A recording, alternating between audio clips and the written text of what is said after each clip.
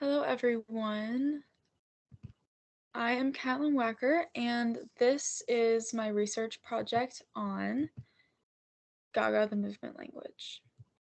My thesis is, in Gaga movement language, sensation and movement bridge the external and internal world of the individual.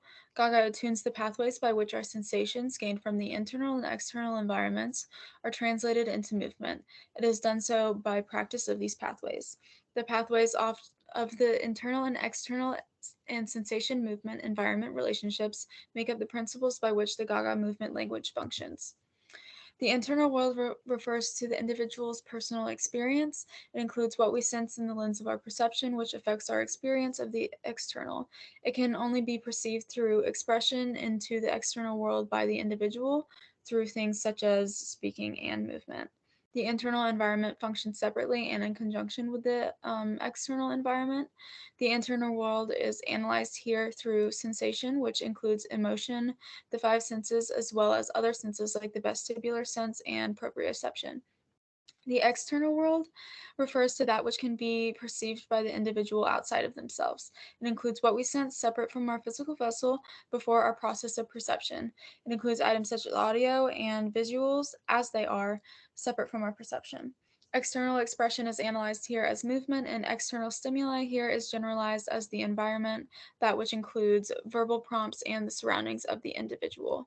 So, what is Gaga? Gaga was created by Ohad Nahiran and is referred to as a movement language because it is capable of development and change. It is used to generate movement for the Bat Shiva Dance Company, but has been extended to classes with Gaga Dancer and Gaga People classes. It is a movement research practice which is emotional, cognitive, and somatic in nature. It is phenomenological, meaning it focuses on our consciousness, perception, and direct experience.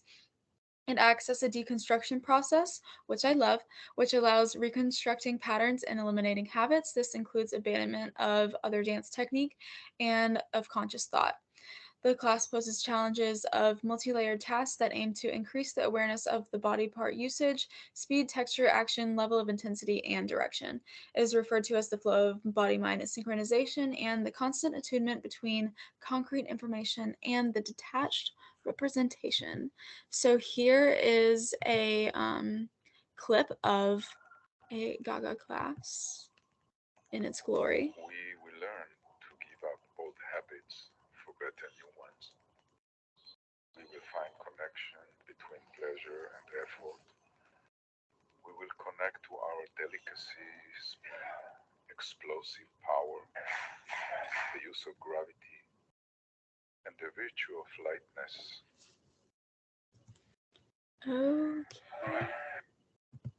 Ta-da. So, as for a breakdown of a Gaga class, there is a produced environment, which includes a reduction of stimuli. The mirrors are covered to keep one from looking at themselves and providing judgment towards themselves.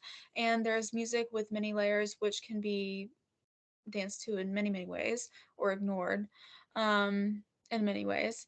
There's also the addition of stimuli, and that is in the form of verbal prompts, usually with imagery, and one is supposed to sense how this imagery is reflected in their body's sensations.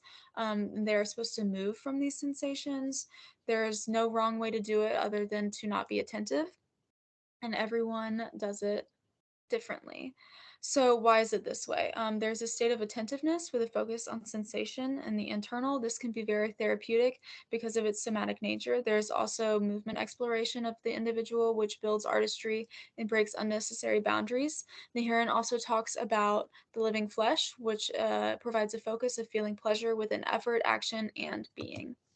The external stimuli of imagery is processed through a perception of it, creating sensations in the body. The individual then expresses sensation in the form of movement, bridging the gap between the internal and external worlds. The movement further affects the sensation of the individual, amplifying the previous sensation, thus exponentializing the attunement of that sensation-based movement. In the practice, dancers maintain a conscious flow of attentiveness that has a hyperfocus on all forms of the sensorial experience. This creates a flow of the pathways between the internal and external worlds. The sensation to movement occurrence further affects the environment by translating the internal world of sensation to the external world of movement. which includes movement.